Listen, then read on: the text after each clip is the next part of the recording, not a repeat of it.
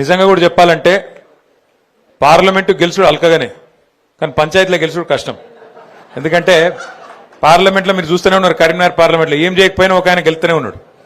మీరు 2 సార్లు ఉత్తగానే ఏం చేయకుండా గాలి మాటలు చెప్పుకుంటే గెలిచిపోతున్నాడు. కానీ పంచాయతీ ఎన్నికలు గెలవాలంటే మాత్రం చాలా కష్టం.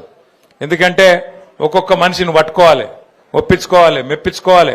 ఎందుకంటే ఎట్లెట్లా ఓట్లు తగ్గుతే అట్లెట్లా ఓట్లకు విలువ పెరుగుతుంది. కాబట్టి ఒక్కొక్క ఓటే కీలకమైతుంది. అక్కడక్కడ టాస్లు గెలిచిన వాళ్ళు ఉన్నారు, అక్కడక్కడ ఒక ఓటుతో గెలిచిన వాళ్ళు ఉన్నారు, అక్కడక్కడ 4 ఓట్లు 5 ఓట్లు 6 ఓట్లు 10 ఓట్లలో గెలిచిన వాళ్ళు ఉన్నారు. కాబట్టి పంచాయతీ ఎన్నికల్లో గెలవడం సామాన్యమైన విషయం కాదు.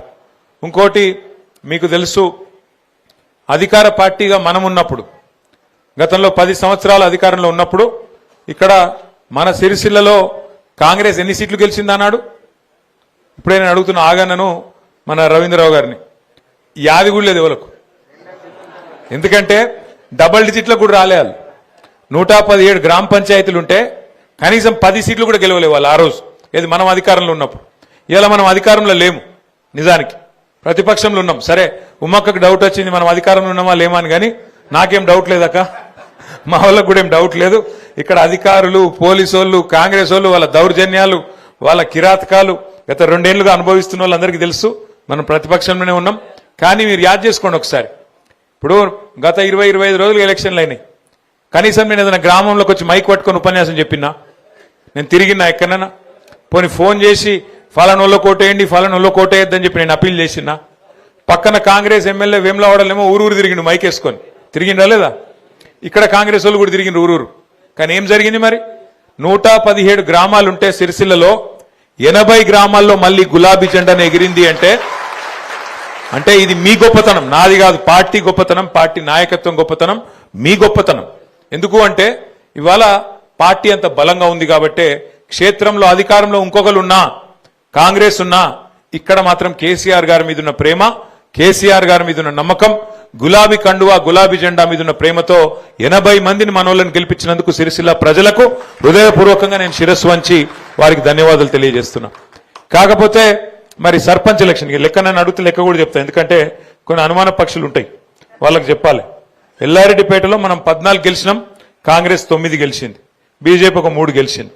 అట్లాగే ముస్తాబాద్లో గంభీరావుపేటలో మనం 19 గెలిచినాం, బీజేపీ 3 గెలిచింది, కాంగ్రెస్ 1 కూడా గెలవలేదు. ముస్తాబాద్లో మనం 16 గెలిచినాం, కాంగ్రెస్ 3 గెలిచింది, బీజేపీ ఒక 3. మీరు చూస్తే తర్వాత వీర్నపల్లిలో మనం 11, కాంగ్రెస్ 4, 1-2 ఇండిపెండెంట్లు. తంగళ్లపల్లిలో మనం 20, మొత్తం చూస్తే 80 సర్పంచులు మనం గెలుచుకున్నాం. అయితే ఇక్కడ మీ అందరితో నా ప్రార్థన ఒకటి, నిన్నటి దాకా సర్పంచ్ ఎలక్షన్లు జరిగినప్పుడు కొన్ని దగ్గరలో మనోళ్ళే కొట్లాడారు. అటు మనోళ్ళే ఇటు మనోళ్ళే, ఇంకా 2 కాదు, అక్కడక్కడనైతే 3-4 కొట్లాడారు. కొట్లాడినప్పుడు ఎవరికి ఏం చేయాలనో అర్థం కాలేదు. నిజానికి పార్టీ కూడా ఏమవుతుంది, ఒక ఊళ్ళే కొంతమంది అటు పోతారు, కొంతమంది ఇటు పోతారు, కులం పేరు మీదనో లేకపోతే దోస్తాన పేరు మీదనో, ఇంకో దాని పేరు మీదనో అలగలగ అవుతారు, కొట్లాడతారు. కానీ ఇప్పుడు మన ఎండాకాలం వచ్చిందంటే మన దగ్గర క్రికెట్ మ్యాచ్లు పెట్టుకుంటాం, ఊళ్ళల్లో క్రికెట్ మ్యాచ్లు, వాలీబాల్ మ్యాచ్లు, కబడ్డీ మ్యాచ్లు పెట్టుకున్నప్పుడు ఏమవుతుంది, ఊళ్ళోనే 4 టీంలు అవుతాయి, కొట్లాడతాం, ఒకళ్ళే గెలుస్తారు, మిగతా 3 టీంలు ఉంటాయి. మరి అదే ఊరోళ్ళు వాళ్ళు కూడా. కానీ గేమ్ అయిపోగానే కలిసిపోతామా లేదా, మళ్ళీ సాయంత్రం దావత్ చేసుకుంటామా లేదా? అవి ఇప్పుడు కూడా గట్లే, దయచేసి మీరు ఉండాలని చెప్పి నేను కోరుతున్నాను. ఎందుకంటే సర్పంచ్ ఎలక్షన్ అయిపోయింది, ఇక పగలు పంచాయతీలు, నిన్న మొన్నటిదాకా కొట్లాడినాం కదా, రేపటి నుంచి వాడిని ముఖం చూడొద్దు, వాడు నన్ను తిట్టినా రోజు ఫలానా కాడ గిట్లా అన్నాడు గట్లా అన్నాడు అని జర మనసులో పెట్టుకోకుండ్రి. ఎందుకంటే మళ్ళీ 4 రోజులకే మళ్ళీ ఎలక్షన్లు ఉన్నాయి. ఇప్పుడు మనకు మళ్ళీ జిల్లా పరిషత్ ఉన్నది, మండల పరిషత్ ఉన్నది, ఈసారి కారు గుర్తుంటది, కేసీఆర్ గారు ఉంటారు. కాబట్టి ఈసారి మాత్రం మళ్ళొక్కసారి క్లస్టర్ బై క్లస్టర్, మనకు గ్రామ పంచాయతీలు 117 ఉన్నాయి, కానీ ఎంపీటీసీలు 57 ఉన్నాయి. కాబట్టి ఈ 117 నేను గౌరవ జిల్లా పార్టీ ప్రెసిడెంట్ గారిని, మా మండలాల అధ్యక్షుల్ని కూడా నేను కోరుతా ఉన్నా, ఏ క్లస్టర్కో ఆ క్లస్టర్, 2 ఊర్లు ఉంటే 2 ఊర్లు, 3 ఊర్లు ఉంటే 3 ఊర్లు, ఒక టీం చేసి ఇప్పటి నుంచే ఒక లెక్క, ఒక ఆలోచన, 57 ఎంపీటీసీలకు గాను 5 జెడ్పీటీసీలకు గాను మన ప్రణాళిక ఏంది. నిన్నటిదాకా కొట్లాడినాం, సరే మరి రేపటి నుంచి మనం ఎట్లా పనిచేద్దాం, ఎట్లా 57 ఎంపీటీసీలు గెలుచుకుందాం అనే దిశగా ఇప్పటి నుంచే మన ఆలోచన మొదలు కావాలి.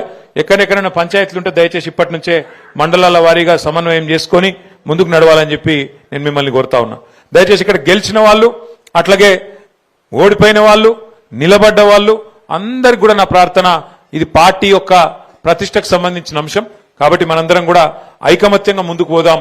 రేపు జిల్లా పరిషత్ ఎంపీటీసీ ఎలక్షన్లు ఎప్పుడు పెట్టినా నిన్న మొన్నటిదాకా ఏమనుకున్నామంటే మరి కాంగ్రెస్ ప్రభుత్వం డిసెంబర్ ఆఖరి వారంలోనే నోటిఫికేషన్ ఇస్తుంది జిల్లా పరిషత్కు సంబంధించి అని చెప్పి వార్తలు వచ్చినాయి. కానీ నిన్న ముఖ్యమంత్రి గారి మాట చూస్తే మనసు మార్చుకున్నట్టు అనిపిస్తున్నది. ఎందుకంటే బీఆర్ఎస్ ఈ స్థాయిలో కొడుతుందని ఆయన కూడా అనుకోలే పాపం. ఈ స్థాయిలో అపోజిషన్లు ఉంటే కూడా కేసీఆర్ గారు కాలు బయటకు పెట్టకుండానే, కేసీఆర్ గారు కనీసం నోరు విప్పకుండానే మరి 12,000 సర్పంచులుంటే 32-33% మొత్తం రాష్ట్రంలో బీఆర్ఎస్ కొట్టింది అంటే ఆ దెబ్బకు మరి ఆయన వెనుకకు పోయినట్టే కనబడతా ఉన్నది. ఆ దెబ్బకు మరి వెనుక పోతాడేమో పెట్టడేమో ఇప్పట్లా అని నేను అనుకుంటా ఉన్నా.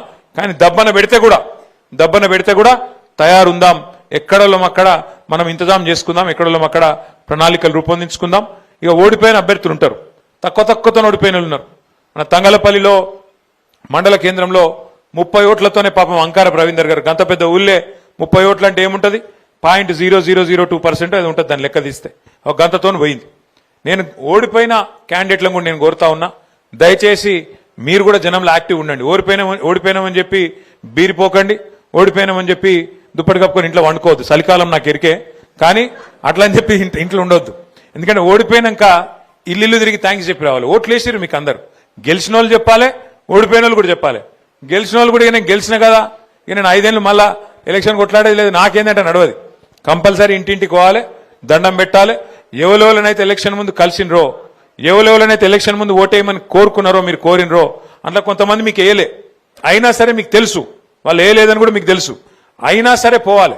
అయినా సరే పోయి ఒక రౌండ్ దండం పెట్టి వాళ్ళందరికీ కూడా ధన్యవాదాలు చెప్పి నేను మీకు అందుబాటులో ఉంటా, మీకు సేవ చేస్తా, ఏ అవసరం ఉన్నా నాకు చెప్పండి అని చెప్పి అటు గెలిచిన వాళ్ళు ఇటు ఓడిపోయిన వాళ్ళు మన వాళ్ళందరూ కూడా దయచేసి రాబోయే 2-3 రోజులు మరి ప్రజల్లోనే ఉండాలని చెప్పి మనస్ఫూర్తిగా నేను కోరుతున్నా.